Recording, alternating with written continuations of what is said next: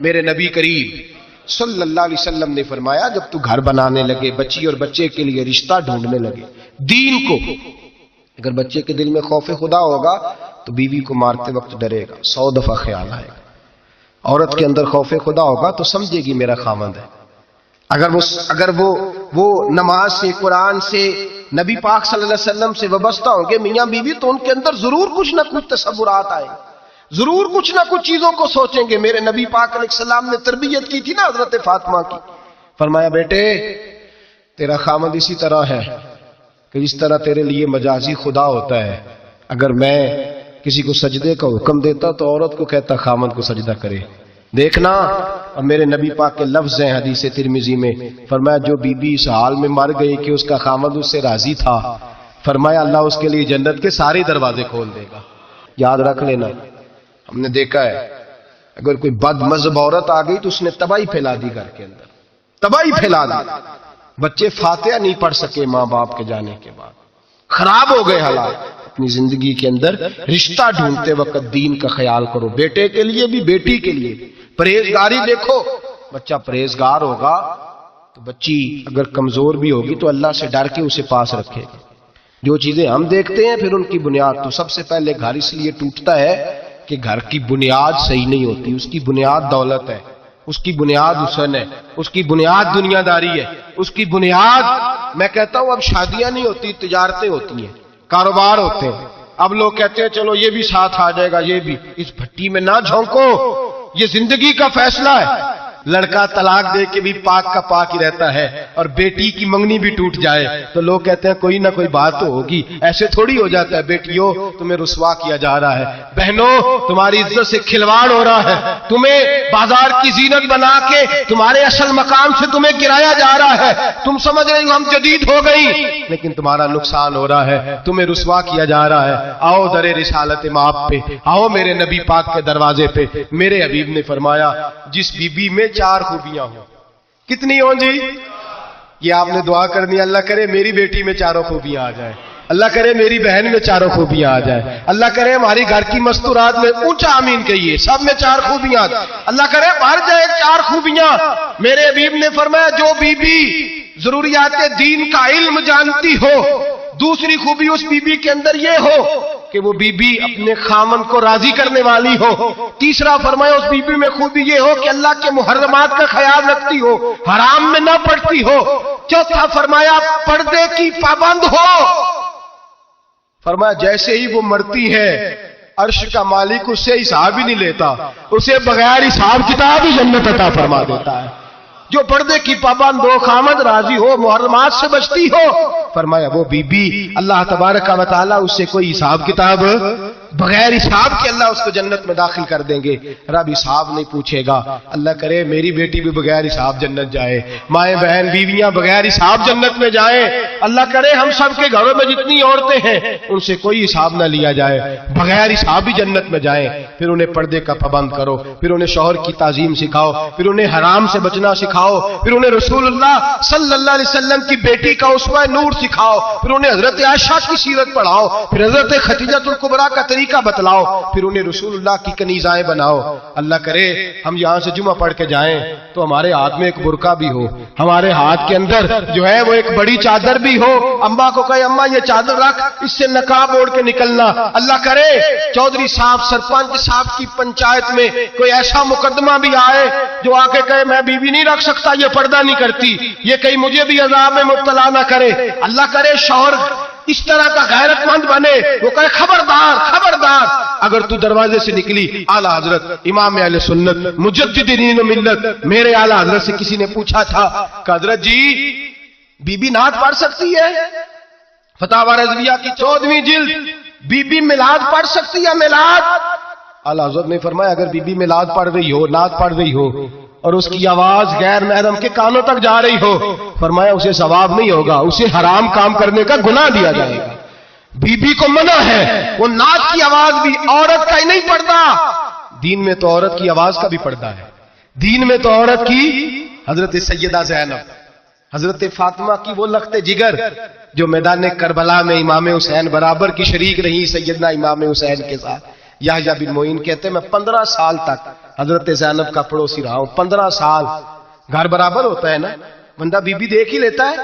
वो बीबी कभी पर्दा डाल के जा रही है दवाई लेने, कभी नजर आ ही जाती है।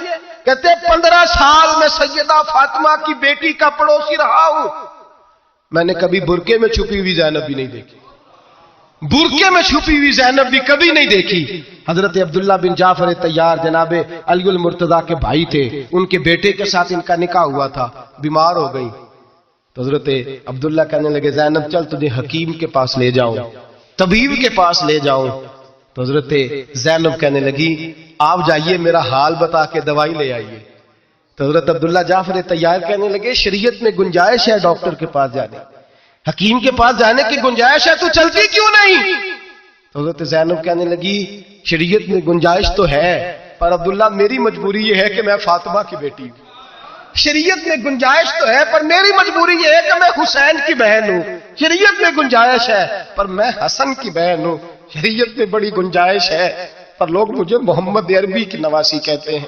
गुंजाइश तो है पर मैं नहीं ना निकल सकती, इसलिए कि जितना कोई अपने आप को दीन के करीब जानता है उतना उसके पैरों में शरीयत की जंजीरें ज्यादा होती हैं। तो जनाब सैयदना अब्दुल्ला कहने लगे अगर तू पर्दा कर गई, अगर तू चली गई, तो फरमाने लगे ये तो अल्लाह की मशीयत है, तू दवाई ला दे ताकि मैं खा लूं, और अगर मैं चली गई तो मैं अपनी माँ से जाके कहूंगी कि अम्मा सारी तकलीफें मैंने छाती पे बर्दाश्त की हैं पर मैंने तेरे पर्दे पर आंच नहीं आने दी। मेरे भाई ये उसवा नूर है, ये उसवा हसना है, ये हमें सिखाया जा रहा है। मेरे हबीब करीम की बीवियों का ये हाल था, बीवियों का अपने घर के आंगन में हजरत आयशा सिद्दीका, हजरत सौदा जनाब अफसा अपने शेर में जब बैठती थी ना तो दीवार की तरफ मुंह करके बैठती थी, दीवार के साथ लग के दीवार की तरफ। बीबियां अपने घर के अंदर भी दीवार की जानिब मुंह करके बैठती थी। लोग पूछती, बीबियां पूछती कि अपने घर में भी दीवार को मुंह करने का मतलब? कहती हो सकता है कुछ छत पे चढ़े अचानक नजर पड़े तो हम चाहती हैं फिर भी हमारा चेहरा नजर ना आए उसे, फिर भी हमारा चेहरा नजर, हम अपने घर के अंदर भी पाबंद रहती हैं कि हमारे चेहरे नजर ना आए। खुदा रहा बड़े पैसे जिंदगी में लुटाए हैं, 1,000 1,500 बुरके पे भी खर्च करो, वो घर ले जाओ, वो अम्मा को भी दो, बहन को भी दो, बीवी को भी दो, उसको कोई ये पहन ले। इसलिए कि जब तो हजरत फातिमा के तरीके का पर्दा करेगी तो तेरे आंगन में सैयदा ज़ैनब की तरह की बेटियां पैदा होंगी, वो उस सुन्नत पे चलने वाली बेटियां तेरे आंगन में आएंगी। खुदारा मेरे भाई आज ये नियत करो, ये इरादा करो और अपने घरों को पर्दे का पाबंद बनाओ। अगर एक बेटी पर्दादार हो गई तो कई खानदान पर्दादार हो जाएंगे। नबी पाक सल्लल्लाहु अलैहि वसल्लम ने कहा है कि मर्द शादी उस वक्त करे जब नानो नफका दे सकता है। क्या लफ्ज है जी? नानो, वो क्या होता है? जरूरियात। इसमें पार्क में जाना शामिल नहीं, इसमें पार्क में जाना शामिल नहीं, इसमें 4-5 दिन के लिए मरी की रिहायश शामिल नहीं, इस पैकेज में वो शामिल नहीं, याद रखें। ये भी ट्रेनिंग दे। अब्बा जी आगे कहते हैं, अब्बा जी, बच्ची के अब्बा जी कहते हैं पुत्र बाला नु कदी कदे लै दिया कर, खुदा का खौफ करे। नानो नफका और चीज है, हाँ वो मर्द की ताकत के मुताबिक है नानो नफका शरीयत ने कहा, लेकिन नानो नफके से मुराद मेरे नबी पाक सल्लल्लाहु अलैहि वसल्लम ने फरमाया जो खुद खाए वो बीवी को खिलाए, जो खुद पहने वो बीवी को। फरमाया तो अपने घर वालों पे आसानी कर, अगर तू साहिब हैसियत है तो उन्हें अच्छा खर्च दे, कोई अर्ज नहीं। फरमाया अगर तू बाल बच्चों को भी खिलाएगा तो अल्लाह तुझे सदके का ही सवाब अता फरमाएगा। लेकिन उसके अंदर जो डिमांड्स हैं, जो मुतालबात हैं, जो रोज बरोज बढ़ती हुई ख्वाहिशात है, जो तरह तरह के मसाइल है, उसके अंदर ये शामिल नहीं है कि अगर बच्ची की जो है वो शादी होगी रिश्तेदारों में तो वहां भी 2 लाख उसमें नानो नफके में शामिल है, ये कोई शामिल नहीं, वो उसकी हैसियत के मुताबिक सलामी है। हम लोगों ने बच्चों को यह समझाया ही नहीं, तुमने अपने घर के अंदर गुजारा करना है, जिस तरह के भी हालात हो तुमने अपने घर के अंदर रहना है, वहां रह के तुमने अपना वक्त गुजारना है ना। बच्चे को अगर बच्चे की तरबियत की जाएगी तो वो भी कभी नहीं देखेगा ससुराल के हाथों की तरफ, कभी घर नहीं टूटेगा, मेहनत से कमाएगा, जद्दोजहद करेगा। और अगर बच्ची को समझाया जाएगा वो भी नाजायज मुतालबात नहीं करेगी, अपनी इज्जत को अपने घर के अंदर महफूज करेगी। मेरे नबी पाक सल्लल्लाहु अलैहि वसल्लम ने इरशाद फरमाया कसरत के साथ औरतें जहन्नम में जाएंगी। या रसूलल्लाह क्यों? फरमाया एक तो वो गीबत ज्यादा करती है, दूसरा अपने खामन की नाशुक्री बहुत करती है। थोड़ा सा हौसला पैदा करें। और हाँ, बीवी अगर कभी किसी ऐसी बात पर बात करे या उसका मिजाज ऐसा हो, तलख हो, صبر کریں، حوصلہ کریں. میرے نبی پاک علیہ السلام نے فرمایا بغض نہ رکھ کے حوصلہ کریں. مرد کو حکم ہے حوصلہ کریں، دلیری پیدا کریں. ہاں اس کی ایسی بدتمیزی، ایسی گستاخی جو حقوق و فرائض کے معاملے ہو، ماں باپ کے حق میں ہو، کوئی ایسے مسائل ہو مقدس لوگوں کے حق میں ہو، تو پھر اس کو، وہ تو ایک صحابی کی بیوی نے حضور علیہ السلام کے بارے میں نازیبا کلمات کہے تھے تو انہیں قتل ہی کر دیا تھا، اس وقت قتل ہی کر دیا. وہ معاملہ اور ہے، لیکن اگر اس کے مزاج میں تیزی ہے، اس کی طبیعت اس طرح کی ہے، تو پھر مرد برداشت کرے. امیر المومنین سیدنا فاروق اعظم صحابہ میں سب سے زیادہ تگڑا اور رسول پسند آدمی، غصے کے لحاظ سے سب سے تگڑے ہیں، جلدی غصہ آتا تھا. ایک شخص کہتا ہے میری بھارے تگڑے قبیلے میں شادی ہو گئی، بیوی میری بڑی سخت تھی، اس کے لب و لہجے میں بڑی سختی تھی. وہ قبیلہ بڑا مالدار تھا تو میں بات نہیں کرتا تھا. ایک دن میری بیوی نے بڑے سخت جملے کہے تو میں جناب عمر کے پاس آ گیا. توجہ ہے آپ دوستوں کی؟ کہتے ہیں حضرت عمر کے پاس آیا تو میں نے دروازے پہ دستک دی، بیوی کی شکایت کرنے آیا کہ ذرا مہربانی کریں. تو کہتے ہیں جناب عمر اندر سے اٹھے تو ان کی زوجہ بولنے لگی، کہنے لگی بس آ گیا آپ کو کوئی بلانے والا؟ ابھی 5 منٹ نہیں ہوئے تھے آپ کو آئے. سارا دن آپ مسجد میں رہتے ہیں، ساری رات آپ چہرے پہ نقاب ڈال کے گلیوں میں گھومتے ہیں، اتنی ڈیوٹی آپ کرتے ہیں، گھر یہ میرا اکیلی کا ہے، بچے میری تنہا کے، آپ کو کچھ خیال ہونا چاہیے، کچھ توجہ کریں. وہ شخص کہتے ہیں وہ بی بی بولتی رہی اور جناب عمر ہنستے رہے، اور ان کی مسکراہٹ بھی میں سن رہا تھا. جب آپ بہت زیادہ مسکرائے نا تو وہ بھی مسکرانے لگی، زوجہ بھی مسکرانے لگی اور کہنے لگی اب کیا کہتے ہو؟ تو جناب عمر کہنے لگے کیا یہ رہا ہوں کہ اگر تیری بات ختم ہو گئی ہے تو میں جاؤں، اور اگر ہے تو میں کھڑا ہوتا ہوں، سنا لے کوئی اور بھی ہے تو. یہ بات کہہ کے باہر آئے نا جناب سیدنا عمر فاروق، تو وہ شخص کھڑا تھا. آپ نے فرمایا کیسے آئے ہو؟ کہنے لگا حضرت جی میری ایڈی تو نہیں ڈاڈی، میں تو آیا تھا اپنی بات کرنے، تو یہ تو لفظ زیادہ سخت ہے، وہ اتنی سخت نہیں ہے جتنی یہ ہے، تو ذرا قبیلہ سخت ہے تو میں شکایت کرنے آیا تھا. تو یہ تو آپ کا معاملہ بھی اسی طرح کا ہے. جناب عمر کا جو جواب ہے بڑا قیمتی ہے. آپ نے فرمایا میری بیوی میری ہر طرح کی خدمت کرتی. لفظوں کا حسن دیکھیے، ایسے نہیں کہ بیوی کوئی کام بھی نہ کرے اور مفت کی چڑھائی کرے، وہ بھی درست نہیں ہے. فرمایا میری بیوی میری ہر طرح کی خدمت کرتی ہے، میں گھر نہیں ہوتا تو میرے بستر کو پاک رکھتی ہے، کسی کی ضرورت نہیں میرے بستر کو دیکھ بھی جائے. میرے بچوں کو جب میں بستر پہ بلاتا ہوں آتی ہے، میرے بچوں کا خیال رکھتی ہے. میں باہر ہی رہتا ہوں گھر کے، لیکن گھر کی ذمہ داریاں ساری اس نے اپنے کندھوں پہ لے لی ہیں. فرمایا میرے مزاج میں جلال ہے، میں روز اونچا بولتا ہوں تو سنتی ہے، میری بیوی ہے نا، میں اس کا لباس ہوں وہ میرا لباس ہے. کبھی کبھی وہ اونچا بولتی ہے تو میں بھی سن لیتا ہوں، بیوی جو میری ہے میری بیوی ہے نا. ایک جملہ میرے اعلیٰ حضرت کا ہے اور اعلیٰ جملہ ہے، اگر آپ کی سمجھ میں آ گیا تو ٹھیک، ورنہ وضاحت ہو نہیں سکتی، جگہ ایسی ہے کہ وضاحت نہیں ہو سکتی.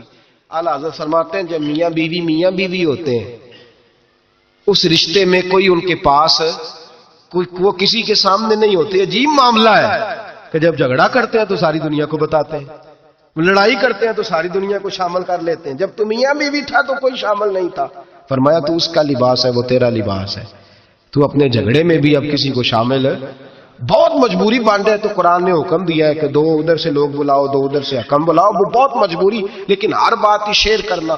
اب آخری بات سن لیں اس عنوان پر کہ گھر کیوں ٹوٹتا ہے.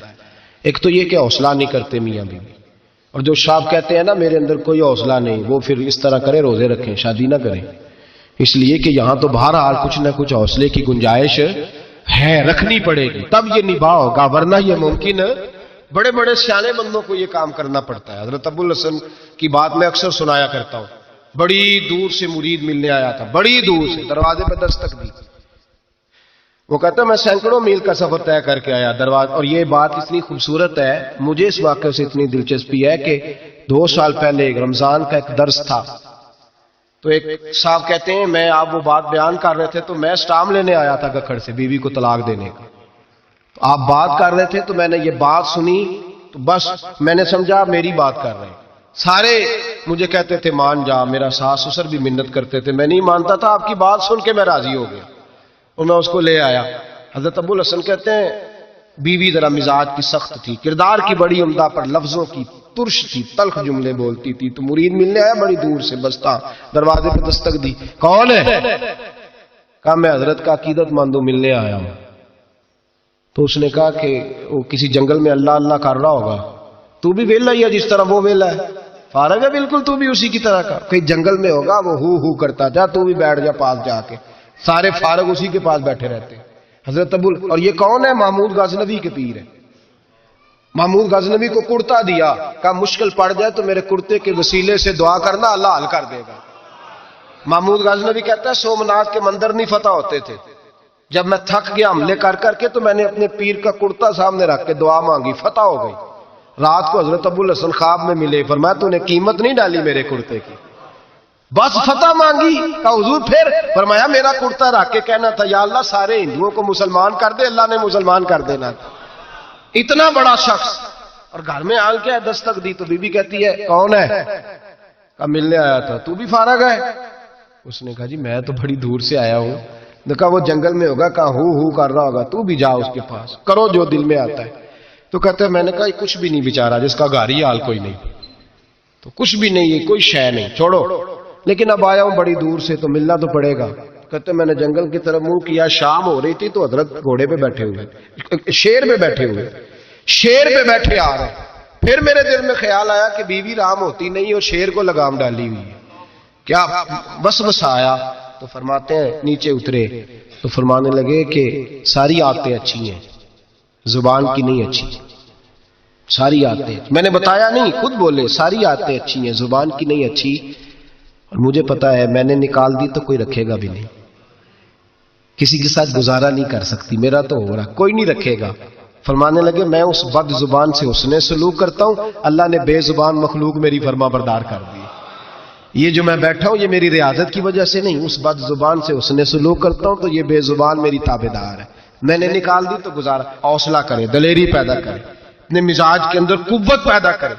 جو بات بات پہ پھٹ پڑے اس کا ضرب کمزور ہوتا ہے. بہرحال عام پر آخری بات سنیں, وہ یہ ہے کہ جو خارجی لوگ ہوتے ہیں وہ بڑا مسئلہ پیدا کرتے ہیں. لڑکی کے ماں باپ اور لڑکے کے ماں باپ. میں تو منت کرتا ہوں ماں باپ کی, منت کرتا ہوں خدا را ان کو بسنے دے, مہربانی کرے, ان کو بسنے دے, ان کو وقت گزارنے دے. وہ ناراض ہو گئے, میاں صاحب نے کو برا بھلا کہا, تو اب انسان کا مزاج ہے, وہ جب دکھی ہوتا ہے تو کسی کو دکھ سناتا ہے. تو اس نے بیوی نے فون کر دیا اپنی بہن لاہور والی کو کہ میرا میاں ہے. تو اس نے کہا میں تو پہلے ہی ابا جی نے کیا سی یہ بندے نہیں چنگے, میرا تو میں جیسے کہتی ہوں ویسے ہی کرتا ہے. میری بہن حوصلہ کار, میں تو اس دن بھی آئی تھی تو فلانی عادت مجھے بڑی بری لگی تھی, تو میں تو تیرا گھر ہے. تو اس نے اور بارود بھر دیا, لاہور بیٹھ کے ایسی تیلی پھینکی ہے کہ ساری رات گھر جلتا رہے گا. او خدا را معافی دے دو ان کو معافی دو. تم نے تو دور رہ کہ ان کو غلط گائیڈ کرنا ہے تو انہوں نے کٹھے رہنا ہے. یہی حال لڑکے کے دوست نے اپنے دوست سے کہا یار بھابھی تمہاری بات نہیں سنتی. تو اس نے کہا یار چھوڑ, تو نے کہا شادی کر لی ہے میرے والی, میں گھر جاؤں تو سانس بند ہو جاتے, چاہے پوچھتی بھی نہ ہو سیدھے منہ سے. جھوٹ بولے گا, اس کا گھر تباہ کرے گا, حالات خراب کرے گا, چاہے روز اس کا حال اپنا برا ہوتا ہو. چاہیے کیا؟ میرے نبی کریم علیہ السلام نے فرمایا دو لوگوں کی صلح کرانے کے لیے تجھے غلط بات کہنی پڑتی ہے تو کہہ دے, اللہ تجھے اس پہ بھی اجر عطا فرمائے گا. ان کو کہے کہ یار کوئی بات نہیں, انسان کے کبھی رویے کچھ ہوتے ہیں, کبھی کچھ ہوتے ہیں, کبھی اندر کوئی ٹینشن ہوگی تیرے ساتھ, ان کو اچھا گائیڈ کریں, اس لیے کہ ان دونوں نے اکٹھے رہنا ہے, تم نے تو فطور ڈال کے نکل جانا ہے. میرے نبی پاک علیہ السلام کی حدیث سنیں, حضور نے فرمایا لعنتی ہے وہ شخص جو مرد کو عورت کے خلاف اکساتا ہے اور عورت کو مرد کے خلاف اکساتا ہے. وہ لعنتی ہے, وہ کوئی بھی ہو, مائیں بھی اور باپ بھی اور بہنیں بھی, سارے اس بات کا خیال کرے, غلط فکریں دماغوں میں نہ چھوڑے. آپ اپنا گھر بسائیں گے, سائڈ پہ ہو جائیں گے اور یہاں تباہی اتر جائے گی. مہربانی کریں, گھر ٹوٹتا تب ہے جب باہر والے فساد برپا کرتے ہیں. میں ایک جملہ اکثر کہا کرتا ہوں, میاں بیوی کا اپنا جھگڑا نہیں ہوتا, جب بھی ہوتا ہے کسی تیسرے کی وجہ سے ہوتا ہے. اور جب گھر ٹوٹ جاتا ہے تو مصیبت اس کے لیے ہوتی ہے, خامند کے لیے یا بیوی کے لیے. اور یہ جو گھر ٹوٹتے ہیں تو سب سے زیادہ شکار وہ نونہال ہوتے ہیں جن کو باپ کی بھی ضرورت ہوتی ہے, ماں کی بھی ضرورت ہوتی ہے. وہ خامند بھی نئی بیوی لے آیا, ماں نے بھی نیا بیاہ رچا لیا, لیکن بچے ترستے روتے ہیں کہ خدایا یہ کبھی کٹھے ہوتے. گھر ٹوٹ گیا, خاندان بکھر گئے, رشتے برباد ہو گئے. اور پھر اس کا نقصان کل کو اس بچی کی جب شادی ہوتی ہے تو اس کے بھی گھر والے پوچھتے ہیں ان کی طلاق کیوں ہوئی, کیوں ان کے ماں باپ آپس میں علیحدہ ہوئے. کہاں تک اس گھر کے ٹوٹنے کا اثر جاتا ہے، کہاں تک یہ تباہی اترتی ہے۔ میرے نبی کریم علیہ السلام نے گھر جوڑنے کا حکم دیا، فرمایا طلاق دینا جائز ہے پر اللہ کو پسند نہیں۔ خدا را اپنے تصورات کے اندر روشنی صحیح پیدا کریں،